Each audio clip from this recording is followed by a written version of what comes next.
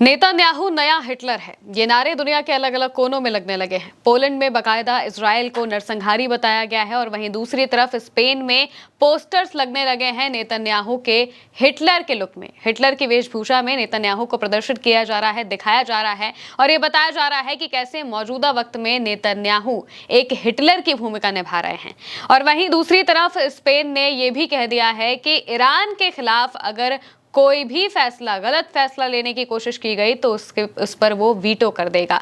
यूरोपीय देश अगर होर्मुज को खुलवाने के लिए ईरान के खिलाफ कोई फैसला लेते हैं तो स्पेन ईरान के समर्थन में, ईरान की मदद के लिए वहां पर वीटो करता हुआ दिखाई देगा। एक एक करके बताते हैं कि खबरें क्या क्या है।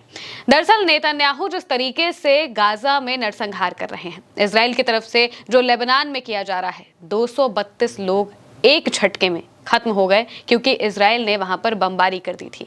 इसके अलावा ईरान पर जो हमले किए गए, इन सभी चीजों को देखते हुए पोलैंड की संसद में इसको लेकर बातचीत हो रही थी और तभी एक सांसद का गुस्सा फूट गया। वो इजराइल का झंडा लेकर आए और दिखाया। इजराइल के झंडे में जो स्टार ऑफ डेविड है उसे रिप्लेस कर दिया गया, उसे हटाकर नाजी जर्मनी का जो साइन है, हांके क्रूज, उसे वहां पर लगा दिया और यह बताया कि कैसे मौजूदा वक्त में इजराइल एक नाजी जर्मनी बन चुका है। उस वक्त का जर्मनी जब यहूदियों को ढूंढ ढूंढ कर मारा जा रहा था, ऑर्गेनाइज तरीके से उनका नरसंहार किया जा रहा था, बिल्कुल वही चीजें मौजूदा वक्त में इजराइल करता हुआ दिखाई दे रहा है। और यह सब कुछ पोलैंड में हुआ। पोलैंड वही जगह है जहां पर हिटलर के वक्त में गैस चेंबर्स बनाए गए थे और वहां पर यहूदियों को ट्रेनों में भर भर के ले जाया जाता था, गैस चेंबर्स में डालकर उन्हें वहां पर खत्म कर दिया जाता था ऑर्गेनाइज तरीके से। पोलैंड में ये सारी चीजें होती थी और आज वही पोलैंड के सांसद ये बात कह रहे हैं कि मौजूदा वक्त में इजराइल खुद वही हो चुका है जो कभी उसके साथ बीता था। जो चीजें यहूदियों के साथ हुई, आज वही चीजें इजराइल आसपास के जो लोग हैं उनके साथ कर रहा है, गाजा में कर रहा है, लेबनान में कर रहा है और ईरान पे भी हमलों के जरिए वो यही सब चीजें करने की कोशिश कर रहा है। सीधे तौर पर कहें तो उनका कहने का मतलब यही है कि मौजूदा वक्त में नेतन्याहू हिटलर की भूमिका में आ चुके हैं। इसको लेकर खबरें क्या है और क्या कुछ बताया गया है, सबसे पहले वो बता देते हैं।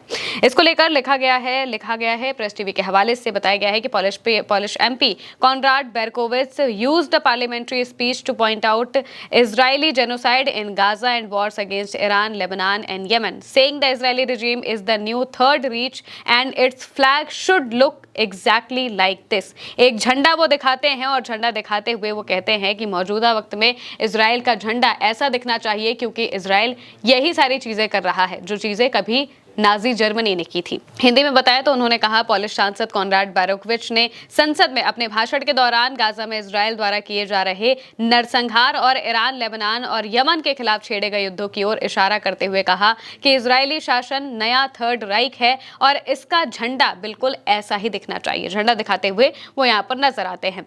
इसके अलावा पोलैंड का जो इतिहास है उसमें साफ तौर से समझ में आता है कि कैसे जब सेकेंड वर्ल्ड वॉर हो रहा था उस वक्त में हिटलर ने वहां पर यहूदियों को मारा था, बेरहमी से मारा था। और आज मौजूदा वक्त में नेतन्याहू वही चीजें करते हुए दिखाई दे रहे हैं जिस वजह से उन्हें हिटलर की उपाधि दी जाने लगी है। दूसरी तरफ स्पेन में भी पोस्टर्स लगने लगे हैं, खुलेआम जो लोग हैं वो प्रदर्शन कर रहे हैं और नेतन्याहू के खिलाफ इस बात को कह रहे हैं कि कैसे मौजूदा वक्त में नेतन्याहू हिटलर बन चुके हैं। ये तस्वीरें देखिए, ये स्पेन से सामने आ रही हैं जहां पर दीवारों पर लोग पोस्टर दिखाते हुए नजर आए। ये नेतन्याहू के पोस्टर लगा रहे हैं और इनमें नेतन्याहू हिटलर की भूमिका में दिखाई दे रहे हैं क्योंकि मौजूदा वक्त में वो यही करते हुए नजर आ रहे हैं।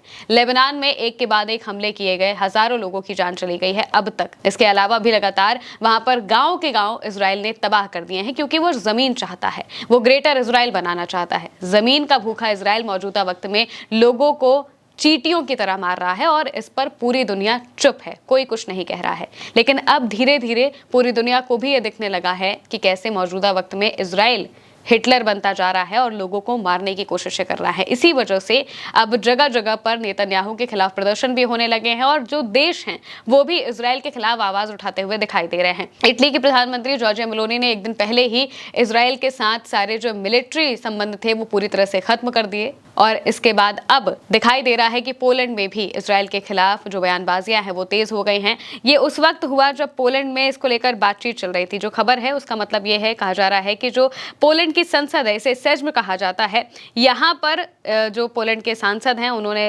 इजराइल को कहा कि वो एक न्यू थर्ड रीच बन चुका है और इसका मतलब ये था कि इजराइल आज उसी तरह के अत्याचार, जेनोसाइड और क्रूरलिटी कर रहा है जैसा कि नाजी जर्मनी करता था, खासकर गाजा में। उन्होंने इजरायली झंडे पर स्वास्तिक लगा दिखाया और उसे संसद में दिखाते हुए कहा कि इजराइल का झंडा अब ऐसा ही दिखना चाहिए। इसके बाद वो आगे की बात अपनी स्पीच के दौरान बताते हैं।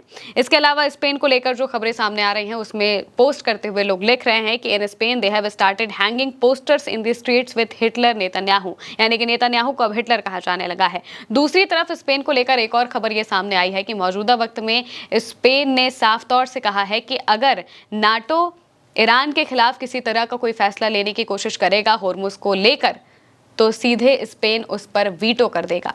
यूरोपीय देश और नाटो मिलकर ये कोशिश कर रहे हैं, ये समझने की कोशिश कर रहे हैं कि कैसे स्ट्रेट ऑफ होर्मुज को खुलवाया जाए। इसके लिए वो अलग अलग पैतरे आजमा रहे हैं, बहुत सारी मीटिंग्स हो रही हैं, पूरी दुनिया में ये सारी चीजें चल रही हैं।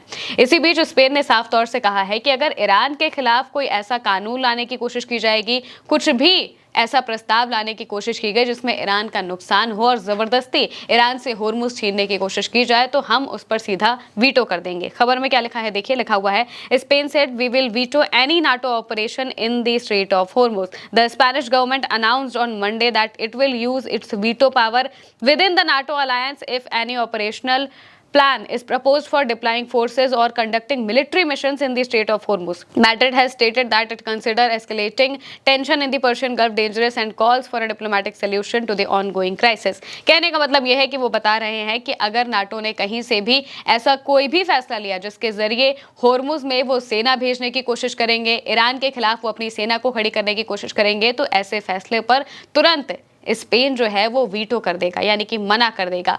एक भी देश, एक भी परमानेंट सदस्य अगर इस तरह के वीटो कर देता है तो इसका मतलब ये है कि कोई भी ऑपरेशन लागू नहीं हो सकता।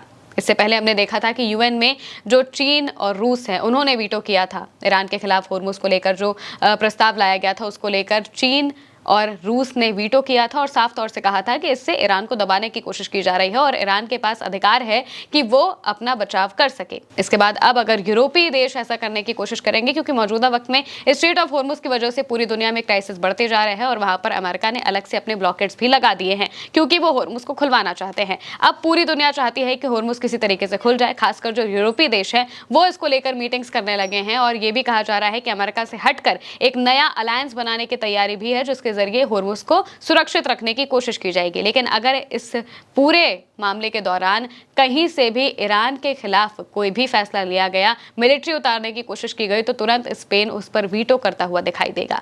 मौजूदा वक्त में इजराइल और अमेरिका की चाल कहीं पर भी काम नहीं आ रही है। इजराइल हमेशा खुद को विक्टिम दिखाता था, लेकिन आज पूरी दुनिया देख रही है कि कैसे इजराइल ही है वो देश जो कि अकेले अलग अलग देशों पर हमला कर रहा है, वहां के लोगों को मार रहा है और मौजूदा वक्त में उसे हिटलर की भूमिका में लोग दिखाते हुए नजर आ रहे हैं। इसके अलावा अमेरिका ने सोचा था कि पूरी दुनिया उसके पीछे आएगी, लेकिन मौजूदा वक्त में हर कोई अमेरिका से दूर भागता हुआ दिखाई दे रहा है और ईरान जंग में कोई भी पिसना नहीं चाहता। इसी वजह से अमेरिका की हालत खराब है, वो चाह कर भी कुछ नहीं कर पा रहे हैं और अब आखिरकार उन्हें ईरान से ही बातचीत करनी पड़ेगी होर्मुज को खुलवाने के लिए। फिलहाल के लिए मेरे यानी महिमा के साथ इस खबर में इतना ही। आप देखते रहिए उल्टा चश्मा।